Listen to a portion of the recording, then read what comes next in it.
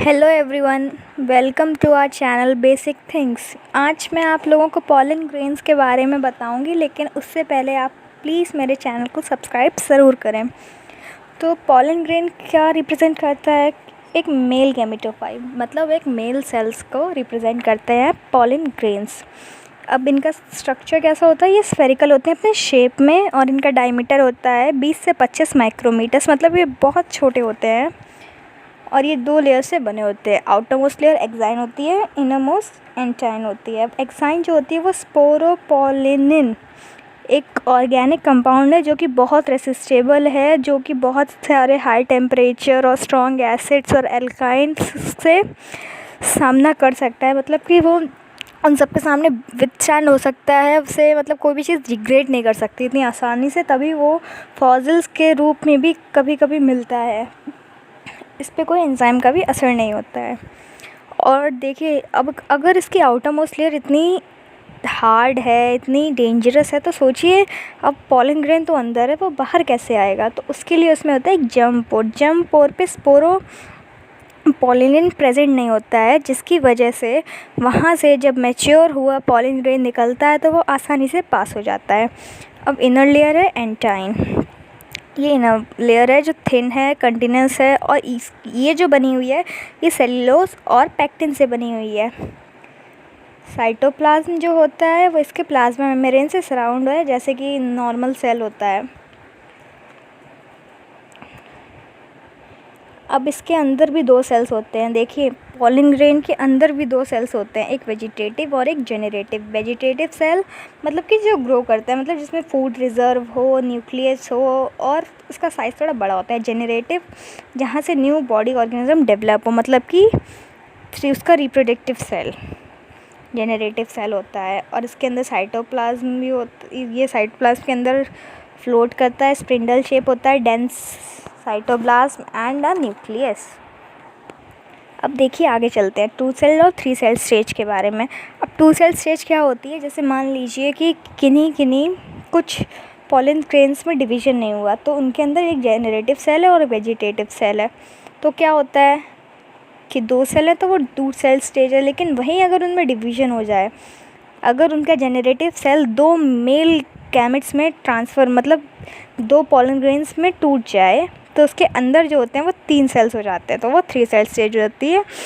क्योंकि पॉलिनेशन के बाद जब फर्टिलाइजेशन होता है तो उसके लिए 2 मेल गैमेट्स की ज़रूरत होती है। इसीलिए हम लोगों को, चाहे वो 2 सेल्ड हो या 3 सेल्ड हो, लास्ट में हम लोगों को 3 ही सेल्स मिलते हैं। 2 सेल स्टेज जब पॉलिनेशन के लिए स्टिग्मा पे होती है तब उसका डिवीज़न होता है, और 3 सेल में तो ऑलरेडी डिवीज़न होता ही होता है। तो ये होता है 2 सेल एंड 3 सेल स्टेज में। 2 सेल स्टेज 60% ऑफ एंजियोस्पर्म्स में पाई जाती है। एंजियोस्पर्म्स होते हैं फ्लावरिंग प्लांट्स, और 3 सेल स्टेज में 40% एंजियोस्पर्म्स होते हैं। अब देखिए, पॉलन ग्रेन्स से बहुत सारी डिसीज़ेज़ भी होती हैं, जैसे कि इन्फेक्शन, एलर्जीज़, इन्फ्लेमेशंस वगैरह वगैरह। अब ये ब्रोंकियल एफिलेक्शंस है, एलर्जी है, क्रोनिक डिसऑर्डर हैं जैसे अमीबा या ब्रोंकाइटिस। ये सब कुछ जब पॉलन ग्रेन्स हमारे नोज़ से अंदर जाते हैं तो वो एलर्जी क्रिएट करते हैं, तो इस वजह से होती है। वहीं पार्थेनियम एंड कैरेट ग्रास, इससे अस्थमा होता है, जो कि इंडिया में आई थी वीट के साथ, लेकिन अब इतनी बुरी तरीके से फैल गई कि इसको ख़त्म करना मुश्किल है। लेकिन जहाँ पे किसी चीज़ के साइड इफ़ेक्ट्स होते हैं वहाँ यूज़फुलनेस भी होती है। तो देखिए, पॉलन ग्रेन्स किन किन चीज़ों में यूज़फुल हैं। इसमें बहुत सारे न्यूट्रिएंट्स होते हैं, तो इससे दवाइयाँ बनाई जाती हैं, सिरप बनाए जाते हैं। और वेस्टर्न कंट्रीज़ तो इनको बहुत सारा खाता है। ये मानते हैं कि एथलीट्स और रेस हॉर्सेस को अगर अपना परफॉर्मेंस इंक्रीज़ करना है तो उनको time to time pollen tablets लेनी चाहिए। तो इसमें हम लोग पॉलन ग्रेन्स को यूज़ करते हैं।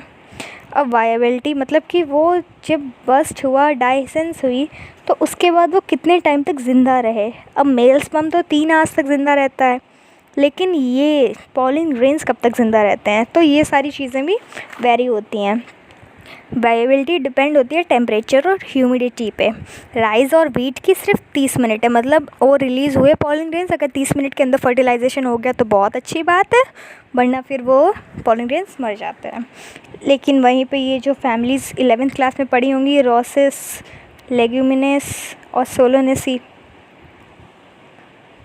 इनकी वायबिलिटी 1 मंथ की होती है और पॉलन ग्रेन्स को हम लोग 190 डिग्री सेल्सियस माइनस का 196 डिग्री सेल्सियस में स्टोर करके रख सकते हैं लिक्विड नाइट्रोजन के अंदर। अगर लिक्विड नाइट्रोजन के अंदर -196 डिग्री सेल्सियस का टेम्परेचर देंगे तो पॉलन ग्रेन्स को हम लोग स्टोर कर सकते हैं और ये क्रॉप ब्रीडिंग प्रोग्राम्स में भी यूज़ हो सकता है। होप सो आप लोगों को समझ आया होगा ये। अब आते हैं फीमेल रिप्रोडक्टिव पार्ट पे। फीमेल रिप्रोडक्टिव पार्ट को गायनोशियम भी कहते हैं और अगर हम लोग ऊपर ही देखें तो स्टिग्मा स्टाइल ओवरी 3 पार्ट होते हैं, लेकिन इसके इनसाइड में जब हम लोग ओव्यूल का पार्ट देखेंगे तो उसमें देखेंगे जो उसके सबसे ऊपर जो उसकी नेक होती है उसको फ्यूनिकल कहते हैं। क्या कहते हैं उसको? फ्यूनिकल। जो स्मॉल स्ट्रक्चर होता है जो प्लासेंटा से अटैच होता है स्टॉक से, उसको फ्यूनिकल कहते हैं। फिर इंटीगुमेंट्स होंगे। इंटीगुमेंट्स मतलब प्रोटेक्टिव लेयर्स होती हैं जो भी न्यूसेलस को प्रोटेक्ट करती है। न्यूसेलस के अंदर मतलब वो एम्ब्रियो सैक को एक तरीके से प्रोटेक्ट करती हैं। अब आते हैं हम लोग माइक्रोपाइल। माइक्रोपाइल क्या होता है? ये इंटीगुमेंट सब जगह प्रेजेंट होते हैं लेकिन माइक्रोपाइल पे प्रेजेंट नहीं होते हैं। एक ऐसी एरिया जहाँ पे इंटीग्यूमेंट्स प्रेजेंट ना हो उसे माइक्रोपाइल कहते हैं। सबसे नीचे का पोर्शन होता है chalazal area opposite to micropyle and मतलब ये बेसल पार्ट ओवरी का रिप्रेजेंट करती है। और जो बीच में जो इनक्लोज्ड होता है सेल से उसको न्यूसेलस कहते हैं। इसके अंदर बहुत सारा फूड रिजर्व होता है। आई थिंक आप लोगों को समझ आया हो। प्लीज़ चैनल को लाइक एंड सब्सक्राइब ज़रूर करें। Thank you. Hello everyone.